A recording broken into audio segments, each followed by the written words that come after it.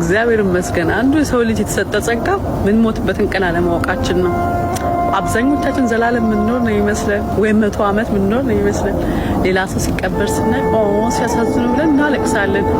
አይመስለንም ነገ እንደምንሄድ ዘላለም ምንለያዩሉ ነው ይመስለን። እኛ ከነዋሪዎቹ እነሱ ኳማሾቹ ይመስለናል።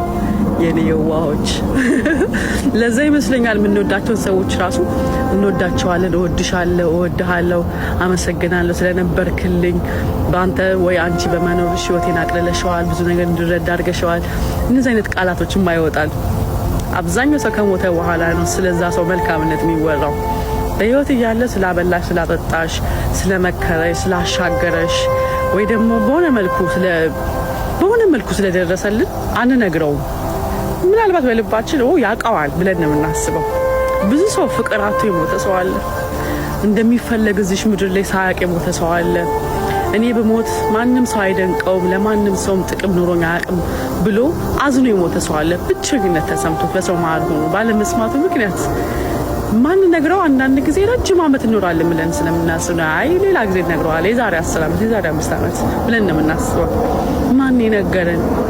ማንም አላረጋገጠውም ምን ያህል ዘመን እንደምንኖር። ስለዚህ ኤኒ ታይም ልንሞት እንችላለን። ኤኒ ታይም የኛ ቀን ያልቅ ይችላል። ካለንደራችን ሊቀደድ ይችላል። እንልመደው መናገርን፣ እወድሻለሁ፣ እወድሃለሁ፣ አመሰግናለሁ መባባልን ለቤተሰቦቻችንና ለምንወዳቸው ሰዎች ህይወታችንን እንስጥ፣ ጊዜያችንን እንስጥ።